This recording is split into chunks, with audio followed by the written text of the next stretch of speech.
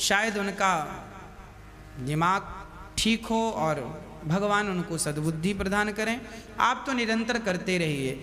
हिरण्यकश्यपु भी रोकता था पर प्रहलाद जी नहीं मानते थे। प्रहलाद जी भगवान का भजन कर रहे थे। भगवान का नाम जपने वाला, चिंतन करने वाला ही ठीक है, वही सही रास्ते में, बाकी सब जो भगवान का विरोध कर रहे हैं सब वो गलत रास्ते पर ही हैं। आप अपने सच्चा अच्छा रास्ता ना छोड़िएगा। मुझे विश्वास है कि आपकी भक्ति से उनके अंदर भी एक न एक दिन भक्ति जरूर जागेगी। आप घर के चिराग हैं, आप घर के वो दीपक हैं जो सारे पीढ़ियों को आप तारने की सामर्थ्यता रखेंगे अपने भक्ति के प्रभाव से।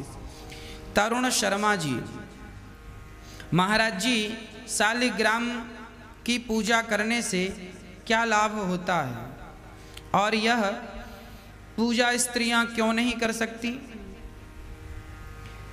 भगवान शालिग्राम जी की पूजा, शालिग्राम जी प्रत्यक्ष नारायण है, प्रत्यक्ष।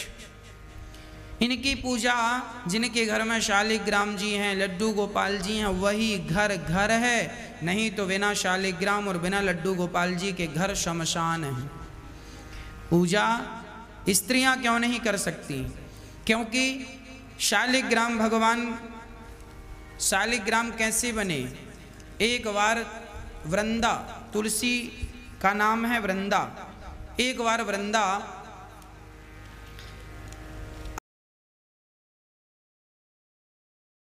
अपने के लिए में जालंधर इनका पति था, सती के प्रभाव से, वृंदा के प्रभाव से ये अमर था, मरता नहीं था। तब भगवान नारायण ने वृंदा का सतीत्व भंग करने के लिए रूप बनाया जालंधर का और सतीत्व भंग किया।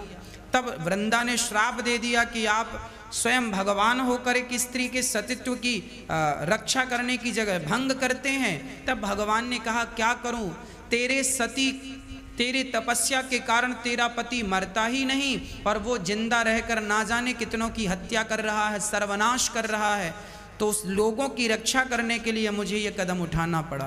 तब वृंदा ने श्राप दे दिया, जाओ पत्थर हो जाओ। तो भगवान शालिग्राम बन गए। और तुलसी बोली अब मेरे पति बने हो सो मेरे पति ही रहना। तो वो तुलसी बनकर भगवान के ऊपर आज भी चढ़ती हैं। और तुलसी ने कहा कि आज के बाद आप किसी स्त्री की पूजा को स्वीकार मत कीजिए क्योंकि आप छलिया हैं। तब भगवान ने कहा ठीक है, मैं किसी स्त्री की पूजा स्वीकार नहीं करूँगा। तुलसी ने वचन लिया तो भगवान मजबूर हो गए। स्त्री पूजा करें तो कोई पाप नहीं लगता, पर उनकी पूजा को भगवान स्वीकार नहीं करते। ऐसा तुलसी के कारण हुआ, तुलसी जी ने मना किया है।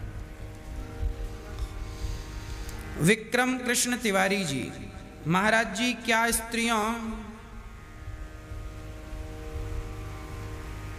विक्रम कृष्ण तिवारी जी आप पूछ रहे हैं महाराज जी क्या स्त्रियों को कथा करनी चाहिए? इस पर अधिकाधिक संतों ने अपना वक्तव्य दिया है। शास्त्रोचित तो ये नहीं है, क्योंकि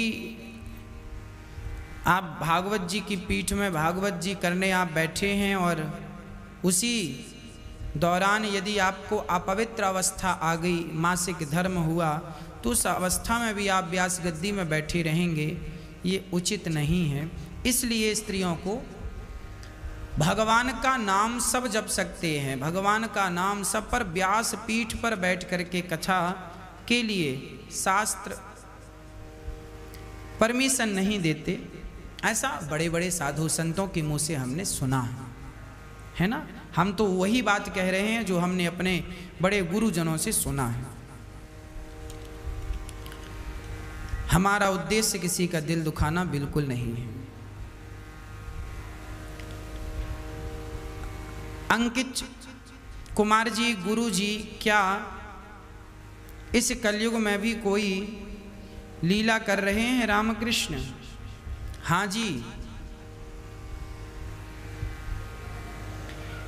भगवान की जो लीलाएं हैं वो नित्य हैं। ऐसा नहीं है कि कल लीलाएं थीं आज नहीं हैं। भगवान की लीलाएं सदा सर्वदा नित्य लीलाएं हैं।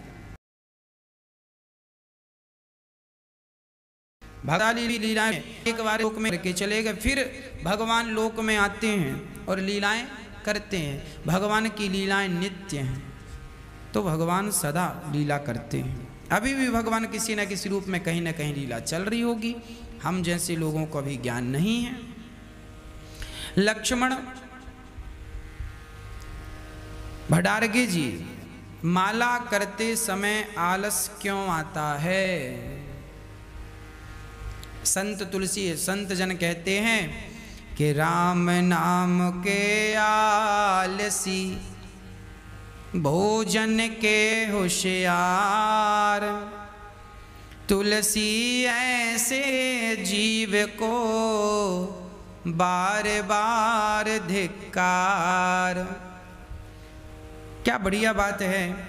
जब हम माला जपने बैठते हैं ना, तो हमारे भीतर जो कलयुग सवार है वो हमें आलस्य के रूप में आता है, और वो हमें आलस्य प्रदान करता है ताकि हम माला ना जपें। माला ना जपेंगे तो वो हमारी बुराइयां हमारे भीतर रहेंगी, और माला जपेंगे तो वो बुराइयां निकल जाएंगी। तो बुराइयां भला निकलना नहीं चाहती, अपना घर कौन छोड़ना चाहता।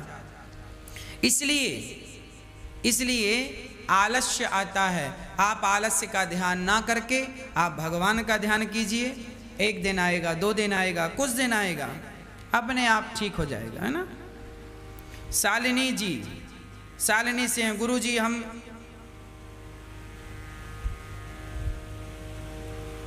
शालिनी जी कह रहे हैं हम क्या कथावाचक बन सकते हैं?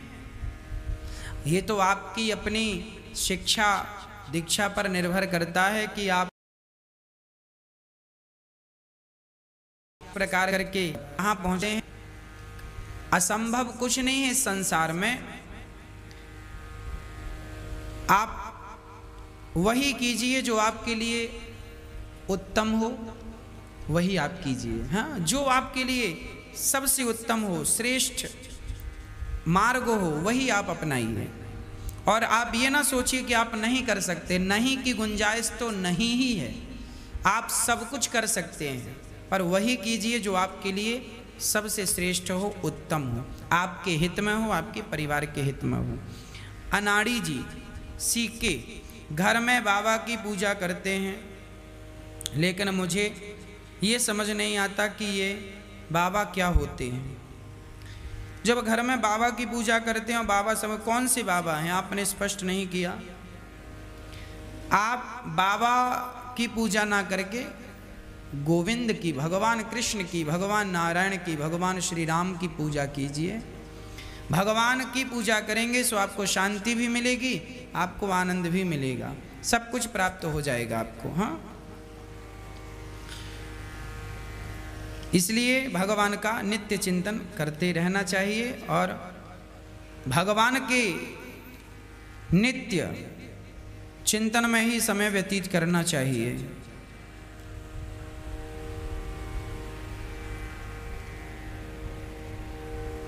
श्री कृष्णा चंद्र जी पूछ रहे हैं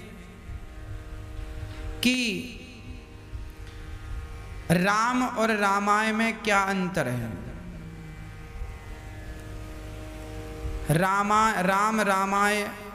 रामाय वेद से, रघुनाथाय नाथाय सीताय पतये नमः। श्री राम राम रघुनंदन राम राम, श्री राम राम भरताग्रज राम राम। श्री राम और रामाय, ये भगवान राम को ही रामाय नमः से संबोधित करते हैं। यदि व्याकरण में जाएं तो अनेक अर्थ हैं, पर रामाय वेद से, राम रक्षा स्तोत्र में ये पूरी सूक्ति, पूरी लाइन है। राम रामाय वेद से, रघुनाथाय नाथाय सीताय पतये नमः, ये है। तो ये राम जी को ही नमस्कार करने के लिए कहा गया है राम रक्षा स्तोत्र में।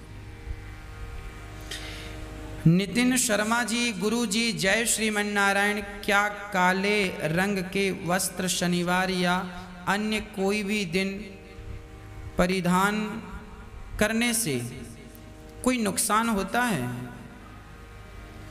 क्या नाखून और केस संध्या को या सोमवार, गुरुवार, शनिवार को नहीं काटने चाहिए? देखिए,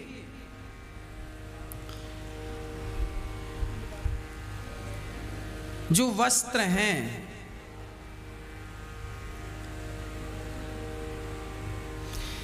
वस्त्र तो आप पहन सकते हैं। जो सोमवार, गुरुवार और शनिवार को नाखून नहीं काटने चाहिए, वो शास्त्रोक्त चीजें हैं, नहीं काटने चाहिए, तो उस दिन मत काटिए। किसी दिन तेल लगाने का मना किया, उस दिन तेल नहीं लगाना चाहिए। ये चीजें अब तो बहुत पीछे छूट गई हैं। लोग तो बहुत बड़े बड़े पाप करने लगे हैं, छोटे छोटे पाप में कोई ध्यान भी नहीं देता। ये तो सब दब गई चीजें, इनका कोई ध्यान नहीं रखता। अब तो नित्य तेल लगा लेते हैं, नित्य नाखून काट लेते हैं। पर इन चीज़ों का यदि हम ध्यान रखें तो बुराई नहीं है ना। कोई नुकसान नहीं है, वस्त्र पहन सकते हैं आप। प्रिय भक्तों, आप सभी प्रश्नोत्तरी की इस सुंदर सी सेवा से जुड़े रहें।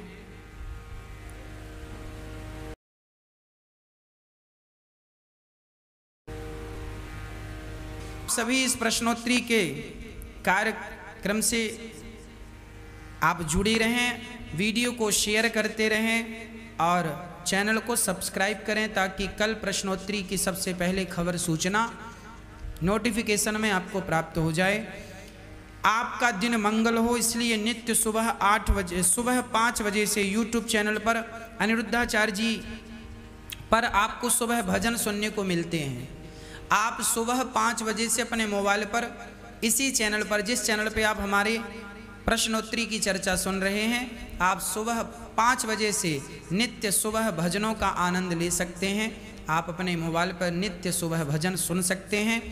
साधु संतों और जरूरतमंदों की सेवा और अन्य क्षेत्र की सेवा से भी आप जुड़ सकते हैं। गौरी